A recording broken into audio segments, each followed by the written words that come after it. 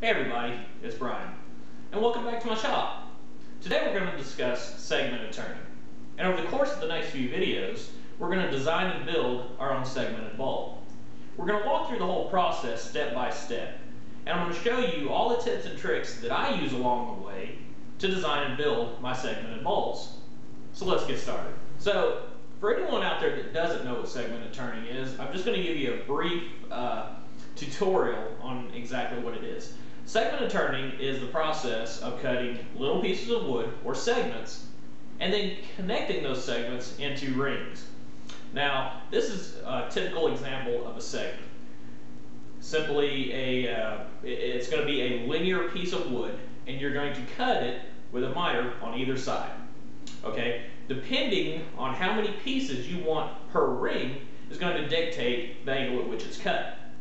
So typically I use a 12 segment ring, and we'll discuss why I choose the number 12 over the course of the videos. So with each piece cut, you then glue them together into something that looks like this. Afterwards, you take several of these, stack them together as high as you want, and you put them on the lathe and you turn them. Now at the end of this process, you wind up with something like this, or like this. And we're going to discuss how to achieve whatever shape you want, whatever colors you want, and even though I use 12 pieces, these methods will work for any number that you choose. Okay, so by far the most important part of this entire process is how to accurately cut these segments. Tons of different methods. The most popular three, of course, are going to be the table saw, the miter box, or even the band saw. My method that I use is on the table saw. And again, we're going to discuss why I choose that over the other two. But first, a little bit of math. So if we have 12 segments, each segment is cut on two sides. That's 24 cuts. If you are off by, let's say, 1/4 of a degree, which is not much at all, by the time you go 24 cuts all the way around, that 1/4 of a degree has now multiplied to a 6-degree error. So accuracy is of the utmost importance for gap-free rings. And a gap on a segmented bulb will stick out like a sore thumb.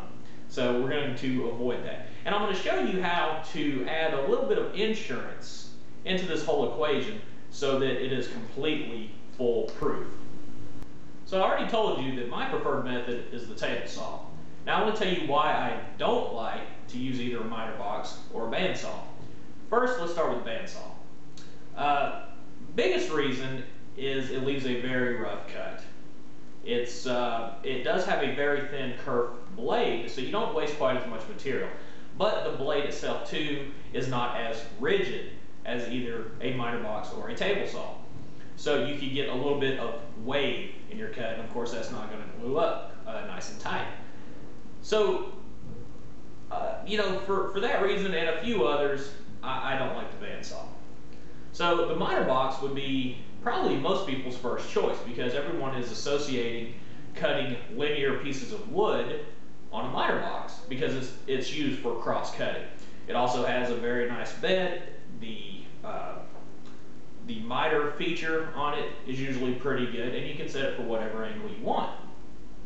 Reason I don't like it, well, there's a few reasons. One, this particular piece is kind of exaggerated. I made just a large one so that the camera could see a little bit better. Most of the time you're cutting fairly small pieces, usually only about 1 inch or so wide.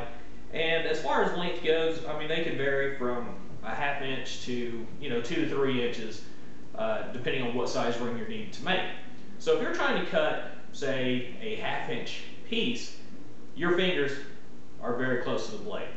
Now, of course, you could use a stick or a hold down of some sort to do that, but again, you're adding more problems into the equation. So, you know, that's one of the reasons I don't like to use it. Another reason I don't like to use it is simply for speed. you're coming down, making a cut, shutting the saw off every time, making a cut, you know, and repeating the process. Now, in a segmented piece, you can have dozens, hundreds, even thousands of pieces. That's a lot of cutting. It's a lot of repetitious motion, and it's hard on the saw, starting and stopping over and over and over. You can really heat up the motor and burn up some brushes, you know, with all that starting and stopping. So a table saw is designed to run for a long period of time without stopping.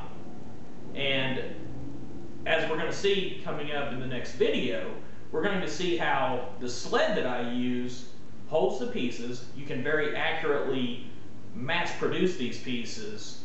You know, the saw stays running the whole time, and we can knock out, you know, a couple dozen pieces in about a minute. So let's get started on that.